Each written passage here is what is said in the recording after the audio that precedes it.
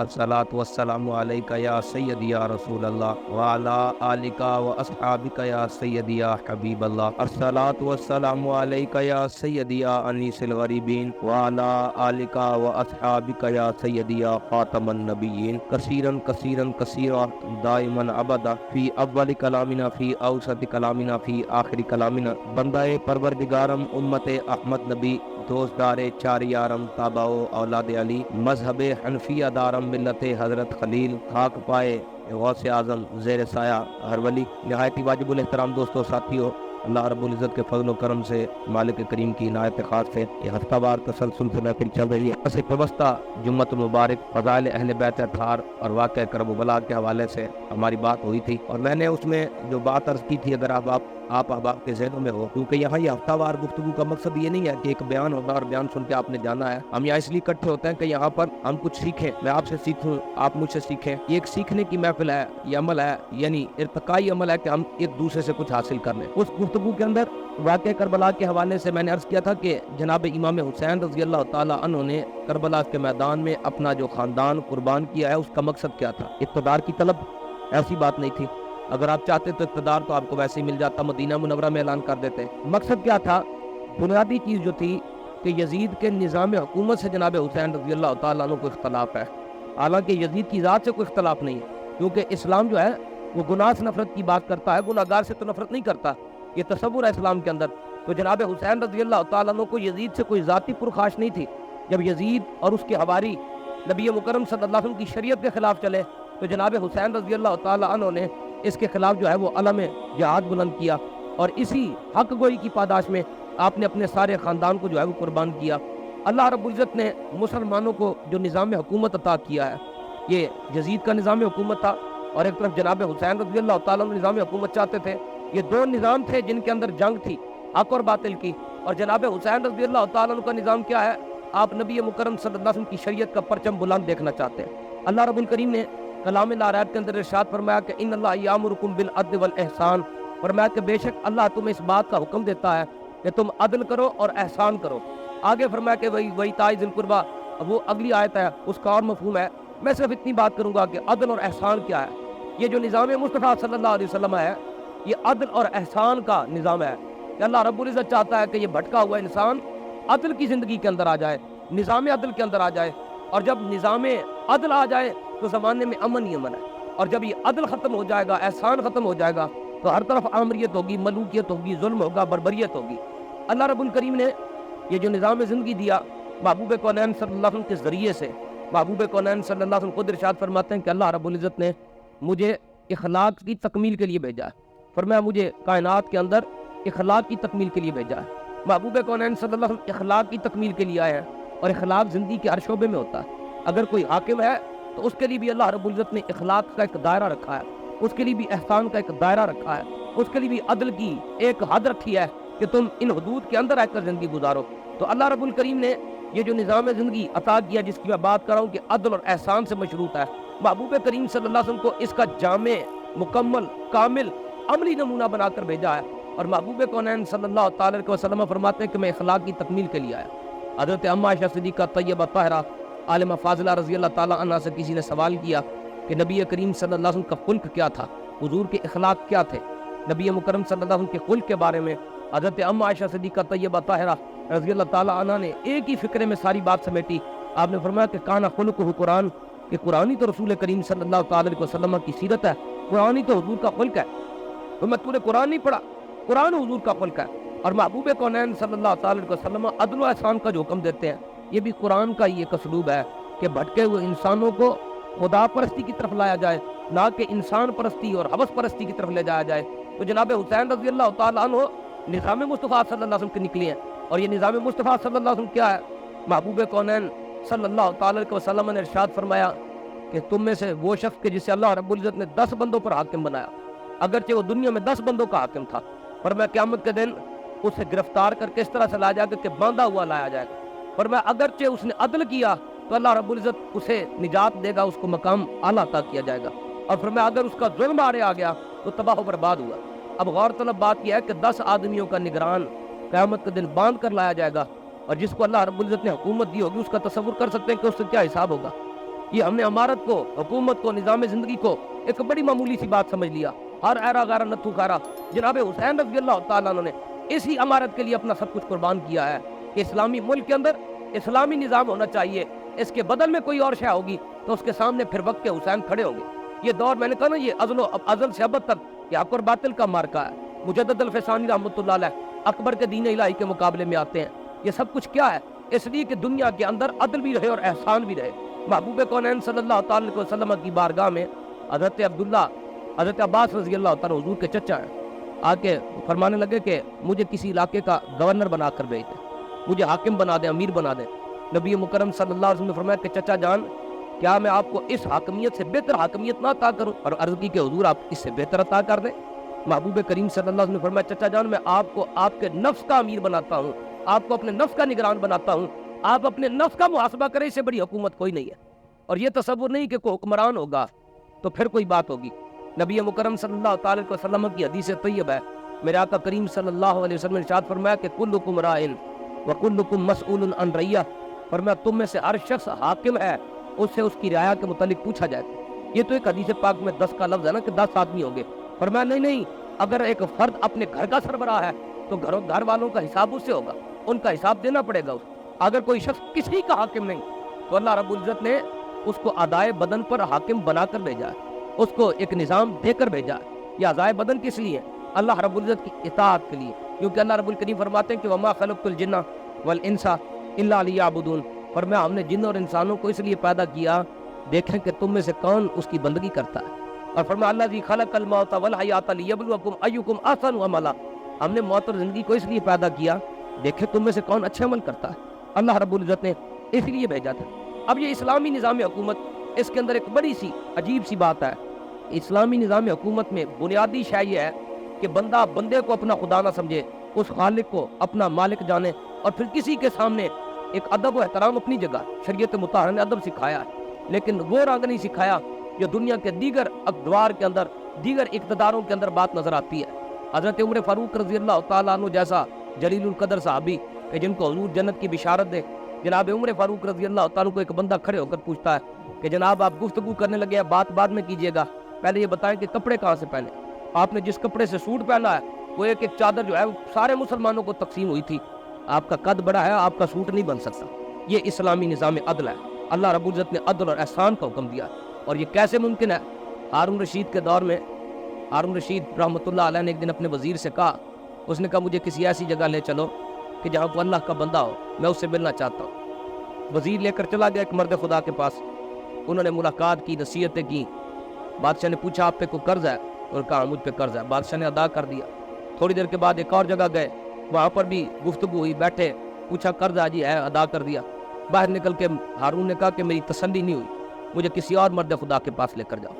وزیر جانتا تھا وہاں پر بسنے والے اولیاء کو، کیونکہ اس دور میں 2 نمبر ولی ہوتے نہیں تھے، ایک ہی نمبر تھا، ایک ہی کوالٹی تھی. اب تو جگہ جگہ بزرگی کے دعوے دار اور ٹھیکے دار بیٹھے ہیں، بزرگی کا معیار کچھ اور ہے. تو وہ جب اس نے کہا نا جی، تو وہ لے کر چلا گیا حضرت فضیل بن عیاض رحمۃ اللہ علیہ کے پاس. آپ اللہ کر رہے ہیں، رات کا آخری پہر ہے، دروازے پہ دستک. کوئی پوچھا کون؟ کہا جی امیر المومنین. حضرت فضیل بن عیاض رحمۃ اللہ نے فرمایا کہ امیر المومنین کو فضیل سے کیا کام ہے؟ کہا جی ملنا چاہتے ہیں. پر میں نہ فضیل نے کبھی ملنے کی تمنا کی، نہ تمنا رکھتا ہے، نہ میں ملنا چاہتا ہوں نہ میں ملوں گا. کہا کہ ہم دروازہ کھول کر آ جائیں گے. پر میں دروازہ دوسری طرف بھی ہے، میں وہاں سے نکل جاؤں گا. حضرت فضیل بن عیاض سے ہارون رشید ایک بہت بڑا حکمران التجا کرتا ہے کہ خدا کے واسطے اس کے حبیب کریم صلی اللہ علیہ وسلم کے صدقے سے مجھے چند لمحے کی صحبت عطا فرمائے، نصیحت چاہتا ہوں. آپ نے دروازہ کھولا اور چراغ بجھا دیا تاکہ چہرہ نہ دیکھے. جب ٹھوکر لگی نا ہارون کو، تو ہاتھ آپ نے پکڑا، نرم ہاتھ تھا. آپ نے فرمایا کہ ہارون اتنے نرم و نازک ہاتھ ہیں، کاش کہ یہ ہاتھ جہنم کی آگ سے بچ جائے. جب یہ بات کہی تو ہارون جو ہے وہ رونے لگا زاروں قطار. ہارون نے کہا کہ مجھے کوئی نصیحت فرمائے. آپ نے وہ نظام حکومت جو اسلامی نظام حکومت ہے، جو تصور ہے اسلامی حکومت کا، آپ نے فرمایا کہ اے ہارون، ہر بوڑھے کو جو تیری حکومت میں ہو اپنے باپ کے درجے میں رکھ. ہر بوڑھی عورت کو اپنی ماں سمجھ، ہر جوان کو اپنا بھائی سمجھ، ہر جوان عورت کو اپنی بہن سمجھ، اور جتنے بچے ہیں ان کو اپنے گھر کے بچے سمجھ. جب تو اپنی مملکت کے ہر فرد کو اپنے گھر کا بندہ سمجھے گا تب جا کر تو اسلامی قانون عدل پہ پورا اتر سکتا ہے، ورنہ تیری حکومت کوئی حکومت نہیں ہے. حضرت فضیل بن عیاض نے جب اور نصیحتیں کی، ہارون بے ہوش ہو گیا چیخ مار کے روتے ہوئے. وزیر نے کہا جی بس کرے، آپ نے تو ہلاک کر دیا بادشاہ کو، آپ تو رلا رلا کر مار دیں گے۔ جناب فضیل بن عیاض رحمہ اللہ نے جو بات کہی نا جی، پتہ تھا وزیر ہے وہ نقصان ہو سکتا ہے، آپ نے ایک بڑی ایک جامع فکرہ ارشاد فرمایا۔ آپ نے فرمایا بے ادب خاموش، اسے میری گفتگو نے نہیں مارا، اس جیسوں کو تم جیسے چاپلوسوں نے مارا ہے۔ جب تک تم جیسے وہ جناب تعریفیں کرنے والے ان کے ساتھ رہیں گے، یہ تباہی ہوتے رہیں گے۔ تو یہ نظام عدل اسلام چاہتا ہے کہ ہر آدمی عدل کرے، اپنے وجود کے ساتھ، اپنے گھر والوں کے ساتھ، اپنے علاقے کے اندر، اپنے شہر کے اندر، اپنی مملکت کے اندر ایک عدل ہو، ایک احسان ہو۔ عدل تو یہ ہے نا کہ برابری رکھی جائے۔ اللہ رب العزت نے رات نیند کے لیے بنائی تو آرام کیا جائے، اللہ رب الکریم نے احکام بندگی دیے تو ان پر عمل کیا جائے، محبوب کریم صلی اللہ علیہ وسلم کی شریعت پر عمل کیا جائے۔ احسان کیا ہے؟ احسان تو یہ ہے کہ اللہ رب العزت نے اس امت کو خیر الامت بنا کر بھیجا تھا کہ تم دوسروں کو بھی جہنم کی آگ سے بچانا، لیکن آج یہ امت خود جہنم کے راستے کی طرف چلی ہے۔ ہم نے کہاں عدل کرنا اور کہاں احسان کرنا ہے؟ اللہ رب الکریم نے اس امت کو جو صلحاء حکمران دیے، یہ نہ سمجھیے گا میں سیاست کی گفتگو کرنے چلا ہوں، یہ لوگوں کے ذہن میں ایک عجیب سی بات ڈال دی گئی کہ جناب یہ مذہبی لوگوں کا اور دیندار لوگوں کا نظام حکومت سے کوئی تعلق نہیں ہے۔ یہ عیسائیوں کا ایک مقولہ تھا کہ کلیسا الگ ہے اور جناب وہ حکومت الگ ہے۔ اسلام ایسا تصور نہیں دیتا۔ علامہ کہتے ہیں کہ جدا عہدی سیاست سے تو رہ جاتی ہے چنگیزی، نظام حکومت عدل والا ہوگا تو انسانیت فلاح پائے گی۔ اور وہ کہتے ہیں کہ تیرے زمانے کا وہی شخص ہے، تیرے زمانے کا امام برحق جو تجھے حاضر و موجود سے بیزار کرے، اور فتنہ ملت بیضا کریے اس شخص کی امامت جو مسلمان کو سلاطین کا پرستار کرے۔ علامہ کہتا ہے جو حکومت کے تلوے چاٹنے کی تعلیم دے وہ فتنہ ہے بہت بڑا، وہ وقت کا امام نہیں ہو سکتا۔ تو وقت کے جو امام تھے، لوگوں کے ذہنوں میں آتا ہے جہاں حکمرانی کا تصور آیا، کسی عیاش کا ذہن آیا، کسی بدکار کا تصور آیا۔ اللہ رب العزت نے اس ملت کو وہ مرد دیے، وہ مردان خدا کہ جن کو اللہ نے اقتدار بھی دیا تو اپنی بندگی کے شعور کے ساتھ۔ حضرت عمر بن عبدالعزیز رحمۃ اللہ علیہ وہ مرد باصفا کہ آپ اتنے خوش لباس تھے امیر بننے سے پہلے، امارت سے پہلے، حکومت کرنے سے پہلے، کہ جو کپڑا آپ ایک مرتبہ پہن لیتے تھے زندگی میں دوبارہ کبھی وہ کپڑا نہیں پہنا آپ نے۔ لیکن جب امیر بنے، اسلامی نظام حکومت کیا ہے؟ وہاں پر یہاں پر وزیر عام بندہ ناظم بنتا ہے تو کروڑ پتی ہو جاتا ہے، وزیر بنے تو سے اگلی باتیں۔ لیکن اسلامی نظام حکومت یہ ہے کہ جب کوئی شخص امیر بنتا ہے، پہلے وہ امیر تھا بعد میں وہ غریب ہو جاتا ہے۔ جناب ابو بکر صدیق رضی اللہ تعالیٰ عنہ جب خلیفہ بنے نا تو آپ کے پاس ہزاروں درہم کا مال تجارت ہے، لیکن جب دنیا سے وصال کرتے ہیں تو فرمایا میرے ذمہ جو تنخواہیں میں نے لی ہے نا بیت المال سے، تم میری زمین بیچ کے وہ جو پیسے ہیں وہ ادا کر دینا۔ اور جناب عمر بن عبدالعزیز رحمہ اللہ کی بات کر رہا تھا، آپ نے ساری زندگی جو کپڑا ایک مرتبہ پہنا دوبارہ کبھی نہیں پہنا، یہ خوش لباسی ہے، ایک ہی دن ایک سوٹ پہننا ہے، ساری زندگی نیا سلتا ہے اور پہن رہے ہیں۔ اور جب آپ کو خلیفہ بنا دیا گیا، گھر آ کر روئے، بیوی نے پوچھا کیا بات ہے؟ کہا آج حضور کی امت کا ذمہ میرے گلے ڈال دیا، میں اس لیے رو رہا ہوں۔ آج مجھے اس فکر میں ڈال دیا گیا کہ میں جواب کیا دوں گا اللہ عز و جل۔ اور جب عمر بن عبدالعزیز کا دنیا سے وصال ہوتا ہے، قربان جائیں، ان کے زوجہ کے بھائی آئے، انہوں نے کہا کہ دم دے دیا انہوں نے، اب لوگ دیکھنے کے لیے آئیں گے تو ان کے کپڑے میلے ہو رہے ہیں، ان کو کپڑے تو بدلوا دو۔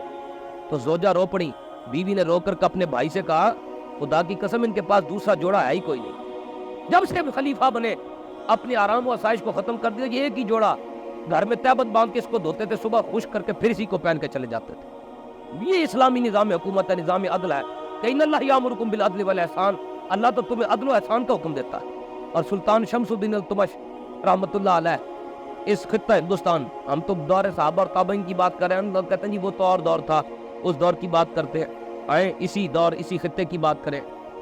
حضرت باقی باللہ رحمۃ اللہ علیہ کا وصال ہوا، مرد خدا ہیں، ولی کامل ہیں۔ آپ نے فرمایا میری نماز جنازہ وہ پڑھائے گا کہ جس نے زندگی میں کبھی عصر اور عشاء کی غیر موقدہ سنتیں نہیں چھوڑی ہوں گی۔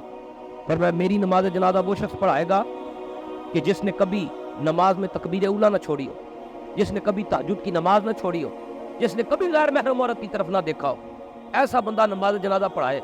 ایک وقت رکھ دیا، فرمایا اتنے عرصے میں اگر کوئی آ جائے تو جنازہ پڑھا دینا ورنہ ویسے ہی دفن کر دینا۔ وقت جب آخری آیا، ایک نقاب پوش گھوڑے پہ سوار آیا، چارپائی کے پاس اترا، اس نے کہا جی جنازہ میں پڑھاؤں گا۔ لوگوں نے کہا جنازہ تو بعد میں پڑھانا، پہلے تو یہ بتاؤ کہ یہ شرائط تمہارے اندر ہے، تم ہو کون؟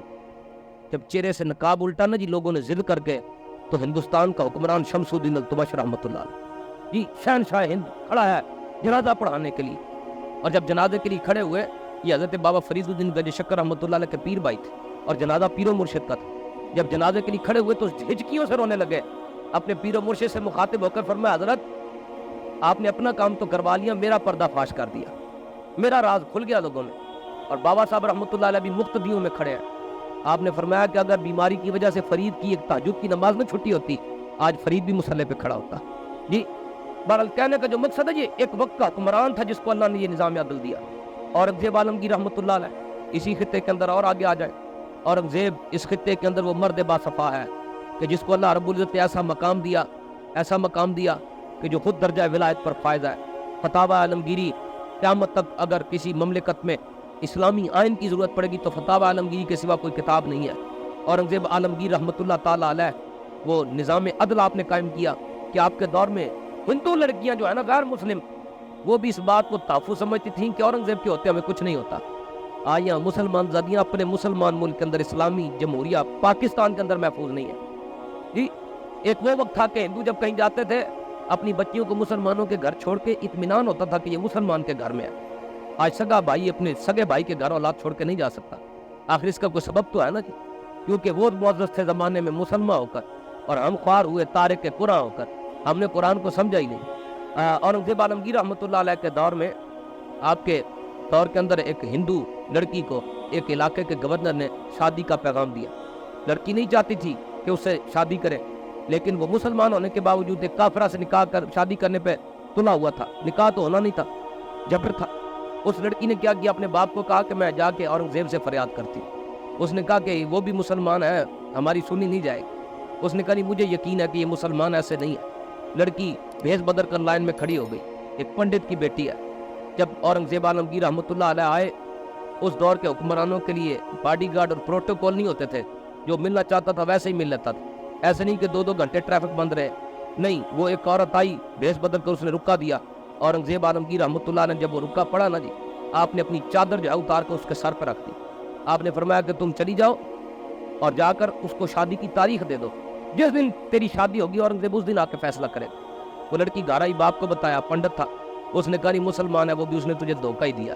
اس نے کہا نہیں, اس کا چہرہ بتاتا ہے کہ ایک سچے کا چہرہ تھا, وہ جھوٹ نہیں بول سکتا. شادی کا دن آ گیا, بارات کی تاریخ دے دی. وہ نواب گورنر جو مقرر تھا اورنگزیب عالمگیر رحمۃ اللہ علیہ کی طرف سے بڑا خوش.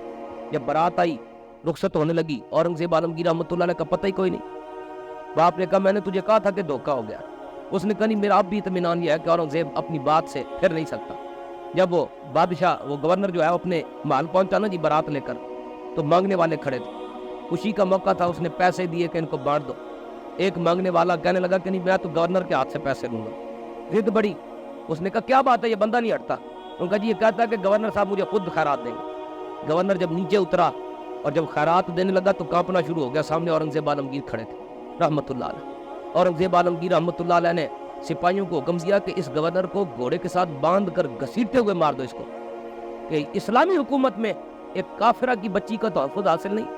ایسی اسلامی حکومت کہاں دنیا کو ہم مثال پیش کریں کہ جناب جہاں کافر بھی محفوظ ہوں, اور یہاں مملکت اسلامیہ جمہوریہ پاکستان, یہاں پر مسلمان بچیاں محفوظ نہ ہوں. اور اورنگزیب عالمگیر رحمۃ اللہ علیہ کے دور میں بات تو طویل سے طویل ہوتی چلی جائے گی. میں نے جو حدیث پاک آپ کے سامنے رکھی تھی کہ محبوب کریم صلی اللہ علیہ وسلم نے فرمایا کہ کلکم رائن وکلکم مسئول عن رعیہ, تم میں سے ہر شخص حاکم ہے, اس سے اس کی رعایا کے متعلق پوچھا جائے گا. اگر بڑا بھائی ہے تو چھوٹوں کے متعلق پوچھا جائے گا. جی باپ ہے تو اولاد کے متعلق پوچھا جائے گا. کوئی بھی ہے, کوئی فرد, حساب و کتاب تو ہونا. اور ہم ذرا اپنا تصور کریں کہ آج ہم نے کیا اپنے ساتھ عدل کیا. عدل کیا ہے؟ ہم غیر کی اتباع کریں کہ عدل یہ ہے کہ ہم نبی کریم صلی اللہ علیہ وسلم کی غلامی اختیار کریں. یہ ضمیر خود فیصلہ کرتا ہے. اورنگزیب عالمگیر رحمۃ اللہ علیہ کے دور میں مجھے بات چلتے چلتے ان کی بات سے, ہاں دوسری بات یہ کہ اورنگزیب عالمگیر رحمۃ اللہ نے جب اس کو مار دیا نا جی, آپ اس ہندو لڑکی کا گھر آئے, پر میں تیرے گھر میں کچھ کھانے پینے کو مجھے دے دے. پانی اس نے دیا, کھانے کو کوئی شے, آپ بیٹھ گئے. نکاحت بدن پہ کمزوری. اورنگزیب عالمگیر رحمۃ اللہ علیہ نے فرمایا کہ میں نے تمہیں اس لیے مانگ کر تم سے کھایا ہے کہ جس دن سے تم وہاں سے آ چکی تھی شادی کی تاریخ تم نے دی, ورنہ اورنگزیب نے اس دن سے کھانا نہیں کھایا, نہ پانی پیا ہے. اورنگزیب نے قسم کھائی تھی اس بات کی کہ جب تک اس ہندو بچی کو انصاف نہیں ملتا اس وقت تک اورنگزیب پر کھانا پینا حرام ہے. جناب وہ کردار کے لوگ تھے حکمران ہوتے ہوئے, اور ہم تو جناب کیا ہے, ہماری حیثیت کیا ہے, ہماری اوقات کیا ہے, لیکن ہم اپنے وجود کے اندر ایک الگ ہی فرعون ہے. ہر بندہ اپنی انا کا ایک پجاری ہے, اور اپنی انا کے مطابق ہم زندگی گزارنے کے لیے تیار ہیں۔ اورنگزیب عالمگیر رحمۃ اللہ علیہ کی بات چلی، آپ کے دور میں ایک بہروپی آیا، اس نے اورنگزیب عالمگیر رحمۃ اللہ علیہ سے کہا کہ میں بہت بڑا فنکار ہوں، بڑے میں بہروپ بدلتا ہوں، مجھے کوئی انعام دیا جائے۔ اورنگزیب عالمگیر رحمۃ اللہ علیہ مسکرائے، آپ نے فرمایا آج چلا جا، اس کے بعد پھر آنا روپ بدل کر، جس دن تو میری نگاہ کو دھوکہ دے دے گا نا، اس دن تو جو مانگے گا میں تجھے وہ دوں گا۔ چلا گیا بہروپیہ، اس نے بڑے بیس بدلے، کبھی سفیر بن کر آیا، کبھی تاجر ہیروں کا بن کے آیا، کبھی کچھ بن کے آیا۔ جیسے ہی وہ دربار میں آتا، بادشاہ دیکھ کے مسکرا کے کہتا تو وہ بہروپیہ ہے۔ وہ غریب بڑا پریشان ہوتا کہ یہ تو اس کی نگاہوں سے کوئی بات چھپتی نہیں۔ اس کو پتا چلا کہ بادشاہ جو ہے وہ اللہ والوں سے بڑی محبت کرتا ہے۔ وہ بہروپی نے کیا کیا، محل کے پیچھے نا پہاڑیاں تھیں، اس نے وہاں جا کے خوراک چھپا کے رکھ لی، اللہ اللہ شروع کر دی۔ بستی میں 2-4 بندے بھیج دیے کہ جناب پہاڑیوں میں کلہ والا آ گیا ہے۔ لوگ کھانے کی چیزیں لے کے آتے، وہ ان سے لے کر کھاتا ہی نہیں تھا، بازار لینے بھی نہیں آتا تھا۔ لوگ یہ سمجھے کہ کھاتا پیتا بھی نہیں اور اللہ اللہ کر رہا ہے۔ جناب شہرت ہو گئی۔ اورنگزیب عالمگیر رحمۃ اللہ علیہ کا محل قریب تھا، پتہ چلا جی پہاڑوں میں کلہ والا آیا۔ اورنگزیب عالمگیر رحمۃ اللہ علیہ نے غلاموں کے ہاتھوں میں تھال جو ہے وہ ہیروں سے بھرے ہوئے رکھوائے اور چل پڑے۔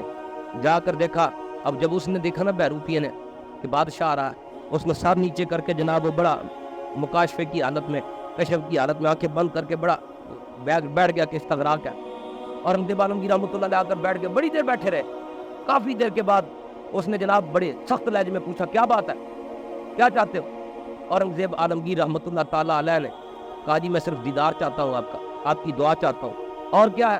کہا جی میں صرف یہ چاہتا ہوں کہ یہ جو میں دولت لے کر آیا ہوں آپ اس کو قبول فرما لیں، آپ اسے قبول کر لیں۔ جب یہ بات اس بہروپیے نے سنی نا، وہ کھڑا ہو گیا۔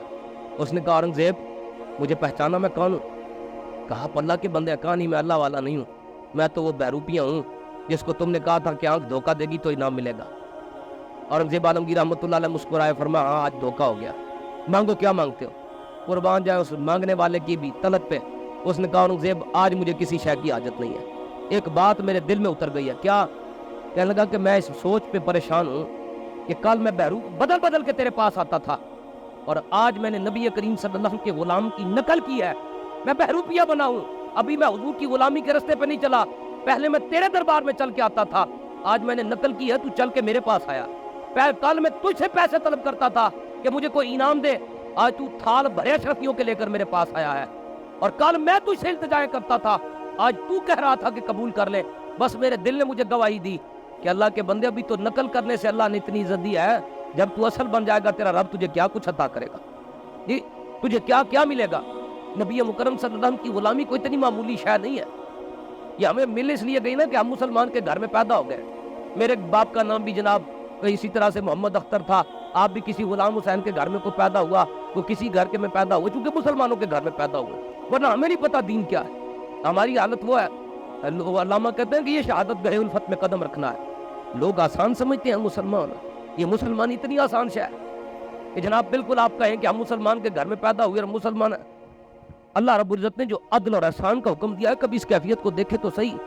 مسلمان کبھی بھی اپنی من کی زندگی نہیں گزارتا۔ میں بار بار یہاں وہ واقعہ بیان کر چکا ہوں کہ بایزید بستامی رحمۃ اللہ علیہ غلام خریدنے گئے نا، آپ نے غلام پسند کر لیا، اس سے پوچھا کہ تیرا نام کیا ہے؟ اس نے کہا جو آپ رکھ دیں۔ آپ نے فرمایا کپڑے کیسے پہنے گا؟ اس نے کہا جیسے آپ پہنا دیں۔ آپ نے پوچھا کھانا کیسا کھائے گا؟ اس نے کہا جیسا آپ کھلا دیں۔ رہنے کی جگہ کیسی چاہیے؟ اس نے کہا جیسی آپ دے دیں۔ آپ نے فرمایا عجیب بندہ ہے، نام تیرا نہیں، کپڑے تیری مرضی کے نہیں، کھانا تیری مرضی کا نہیں، رہائش تیری مرضی کی نہیں۔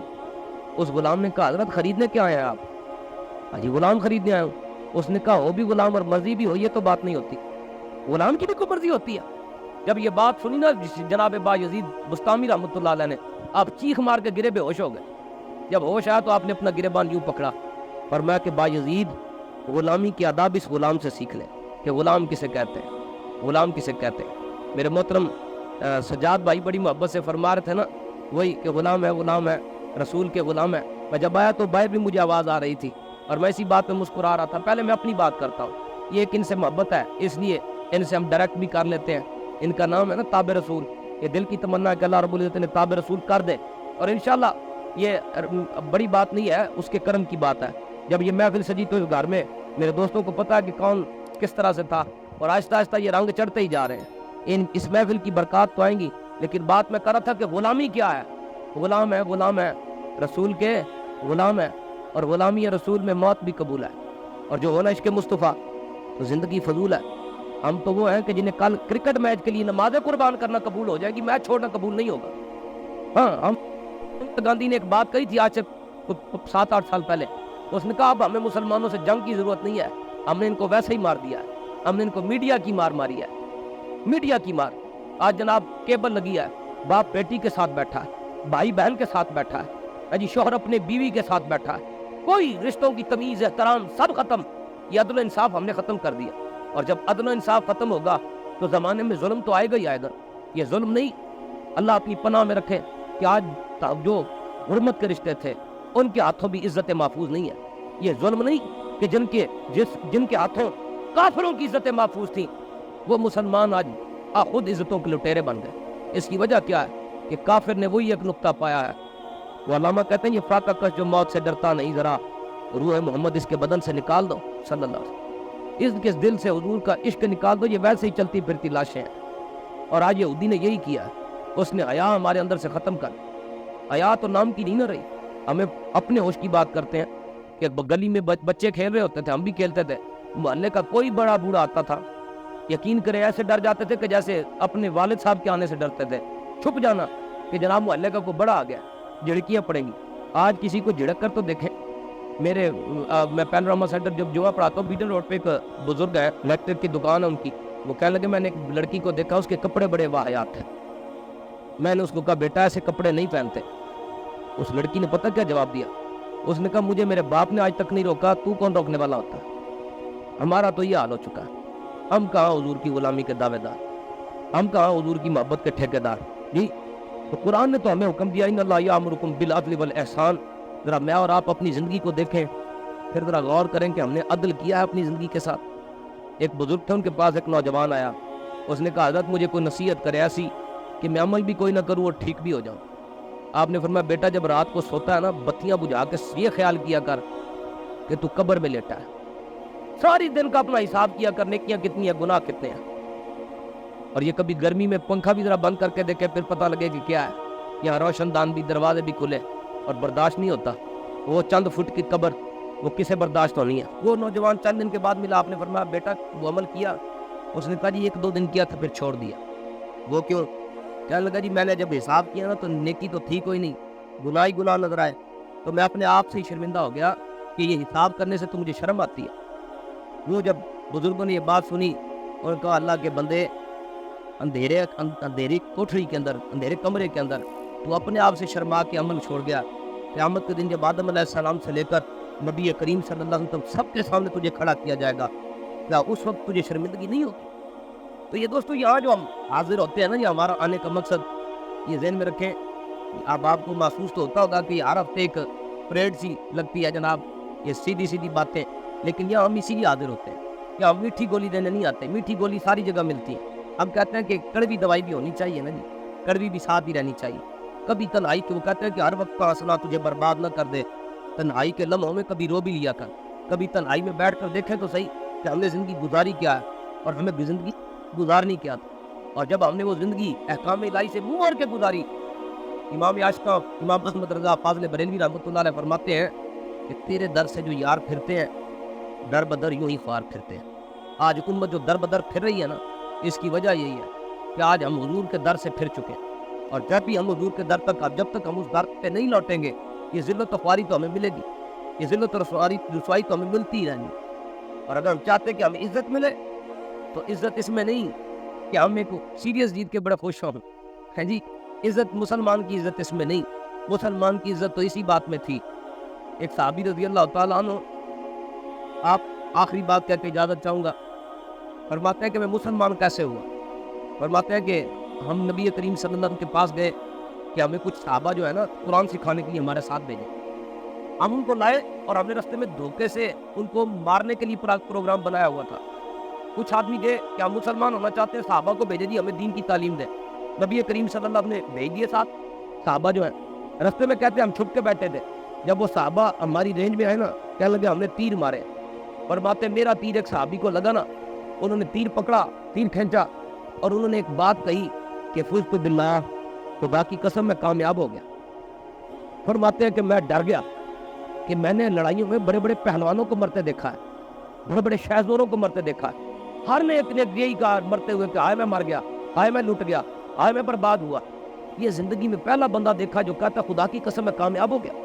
فرماتے ہیں کہ میں زمین پہ لیٹ گیا۔ اہل عرب کا دستور تھا کہ جب وہ اللہ کے عذاب سے ڈر کے سمجھتے تھے کہ کہیں عذاب نہ آ جائے تو وہ زمین پہ لیٹ جاتے تھے کہ اللہ تیرے عذاب سے پناہ ہے۔ کہتے ہیں میں زمین پہ لیٹ گیا کہ کہیں اس کے خون کی وجہ سے عذاب نہ مجھ پہ آ جائے۔ فرماتے ہیں کہ اب میں ڈر گیا، بس وہی فکرہ میرے ذہن میں بار بار لگے، فزت باللہ فزت باللہ فزت باللہ، خدا کی قسم میں کامیاب ہو گیا۔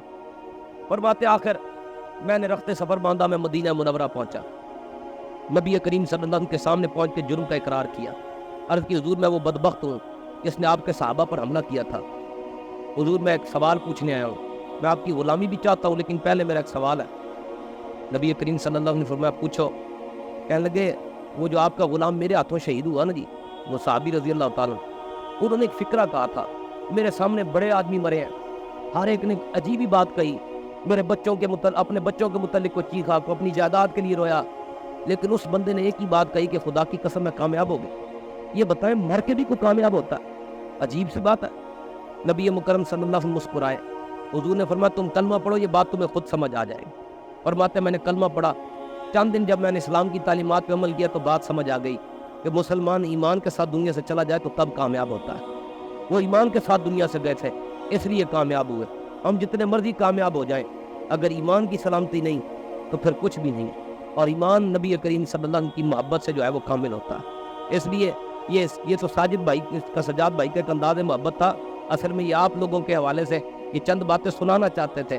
یہ ان کا انداز فکر یہی ہے کہ بات آپ تک پہنچے کہ خدا کے لیے میں اور آپ ذرا غور کریں، ہم محبت کے دعوے بڑے کرتے ہیں۔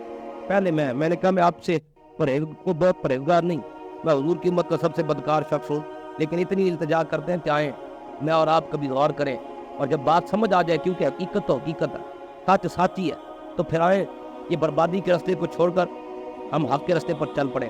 اسی میں ہماری دنیا و آخرت دونوں جانوں کی بھلائی ہے۔ اور میری مائیں بہنیں بھی یہاں پر موجود ہیں، ان سے بھی التجا کروں گا کہ ماں بہن کے سر پہ چادر زہرا ہی رہے تو اچھی لگتی ہے۔ عورت کا معنی کیا ہے؟ عورت کہتے ہیں چھپی ہوئی شے کو، عورت کا مطلب بھی چھپی ہوئی شے ہے، عورت چھپی ہوئی شے، لیکن پتہ نہیں آج کی عورت کہاں چھپنے والی بات تو رہی کوئی نہیں ہے جی، آج کوئی پردے اور حیا کی بات ہی نہیں۔ تو بس اتنی گزارش کروں گا مائیں بہنیں بھی وہ پردہ کریں، اور آپ سے گزارش کروں گا کہ آپ شریعت مطہرہ کی راستے پہ چلنے کا ارادہ کریں۔ اللہ رب الکریم جو ہے آپ نیکوں کے صدقے مجھ گناہ گار کو بھی عمل کرنے کی توفیق عطا فرمائے۔